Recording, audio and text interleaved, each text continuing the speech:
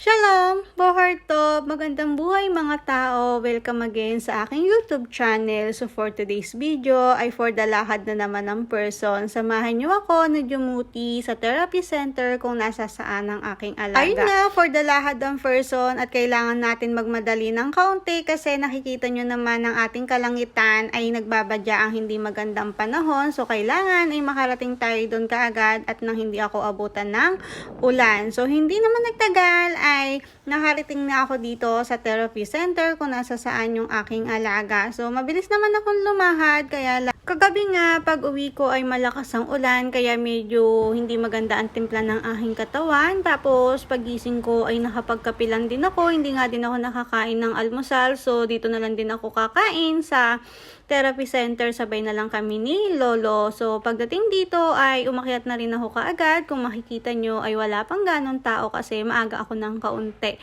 Pag akyat ko ay nag-asikaso na ako kay Lolo. Syempre, inuna ko na ibaon si Lolo, alisin dito sa kanyang higaan para malinis ko at maayos, mapalitan ang kanyang higaan. So, dito pala ang routine ni Lolo. Pagdating ko dito ay ibabaon ko siya, tapos bago ang lahat ay magsi-CR siya, tapos paliliguan ko siya. Pagka naliguan ko na siya, ayusin ko tong higaan niya. After nun ay kakain. So matagal na kami ulit babalik dito sa room niya kapag matutulog na ulit siya ng mga alauna or 1:30 ng hapon. So, may mga nag-aayos naman ng higaan na yan. Kaya lang, hindi ako satisfied sa gawa nila. Mas gusto ko na ako yung mag-asikaso doon sa gamit ng alaga ko. After nun, ay dinala ko na dito si Lolo sa kainan. Tapos, ayun, kumain na rin ako. So, ayan, hanggang dito na lang muna at maishishare ako sa inyo. Sana ay pakinggan nyo at tapusin nyo yung kanta na isinulat ko para sa akin base sa realidad ng buhay bilang isang OFW. So, ito nga pala yung almusal ko, kape, itlog, saka saging. So, ayan, nakikain-kain na rin ako at sinabayan ko si Lolo. So, ayun lang, sana itapusin nyo ang video na to at sana magustuhan nyo yung kanta ko para sa sarili ko.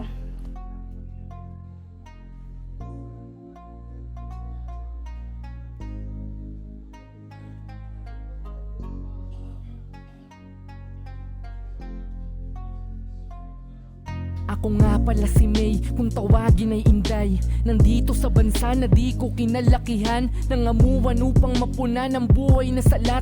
Tiniis kong maiwanan ng asawa at anak. Tibay ng loob yun ang sandata ko na pinuhunan. Pananampalatayang kakasa at tahawakan, kailangan tatagan, di ako pwedeng manghina. Nakipagsapalaran yun ang kailangang matutukan. Trabaho ko dito ay hindi lang pangkaraniwan. Tagaluto, hardinera, tagalinis, karpintera. Utusan kong matatawag, sila'y amo ko alila. Ginagawa ko to lahat para lang magkapera. Ako man ay mahirapan, ayos lang. Ito yung tang paglaan ng pagsikapan, sapagkat basta para sa pamilya pupunan. Anumang kakulangan, hanggat makakaya ay handa kong ibigay lahat.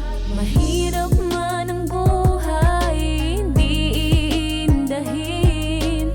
Para sa pamilya lahat ay aking gagawin. Hintay kong tatawagin, katulong ang tingin. Kahit ano mang bago, lahat ay aking titingin. Ambisyon at abilidad aksyon sa abroad, ang hangad ko dapat masa katuparan. Kaya bawat nagawa ang leksyon, naging misyon, padayon. Alam ko lahat ito ay meron na kaginawaan. Sabik na sa pamilya araw-araw, pangungulila at pagtitiis ang pakiramdam na aagaw. Lungkot na sumasagi, mag-isa lang sa hapunan. Mga luwang patagong naging saksi lamang ay unan. Kinakaya ko lahat tong dalihin, pampatibay ng loob kapag kayo'y nadidinig. Panandali ang mga tawag sa tuwing naiinip. Ang aking asawa at anak, pati mga mahal kong kapatid. Kaya kakayod ako'y walang humpay. At nagbabakasakaling buhay namin gumaan. Ako si May at tawagin nyo na lamang na Inday. Para sa aking pamilya ako'y magtatagumpay. Mahirap man ang buhay, hindi iindahin. Para sa pamilya lahat ay aking gagawin. Hintay kong tatawagin, katulong ang tingin. Kahit ano mang bago, lahat ay aking titingin. Mahirap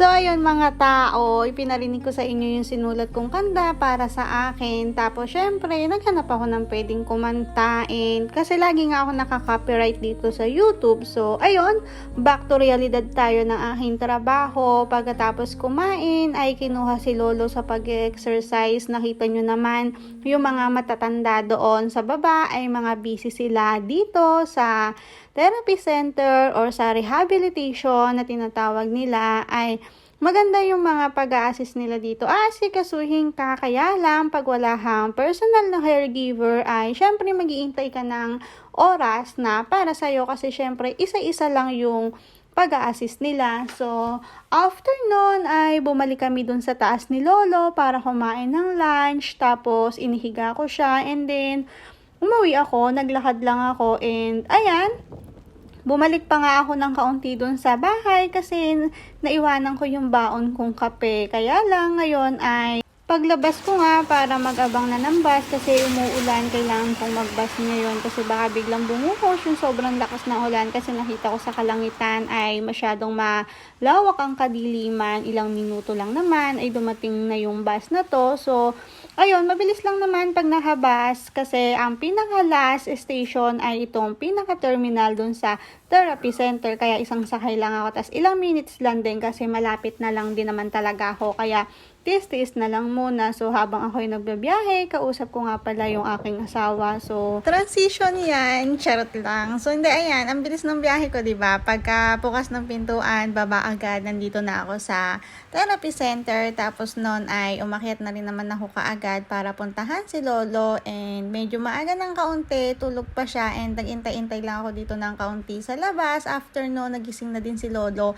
Kasi pinagising na siya sa akin ng mga nurse dyan. At may oras nga naman yung tulog, puro tulog na nga lang daw. So, ibinahon ko na nga si Lolo. Kaya lang ay medyo nagkalat ng kaunti si Lolo kasi yung wiwi niya ay tumagos na dun sa kanyang bedsheet saka sa kanyang comforter, kaya nagpalit ako. Ang kagandahan dito sa Israel, yung mga ganito ay libre, tapos kahit ilang beses kang magpapalit-palit ay walang problema. Siyempre, dahil libre naman at hindi naman ako ang naglalaba at mas lalong hindi ako nagbabayad. Pagka may dumi or ihe or konting basa lang ni Lolo ay pinapalitan ko na para laging malinis yung higaan ni Lolo. So, mabilis lang naman na ayusin. After nun ay ginaya ko na si Lolo, tapos lumabas na din kami para bababa na sana kami para mag-ubos ng oras. So, pakita ko na din tong higaan ni Lolo. So, ayan, ayos na ayos ko siya.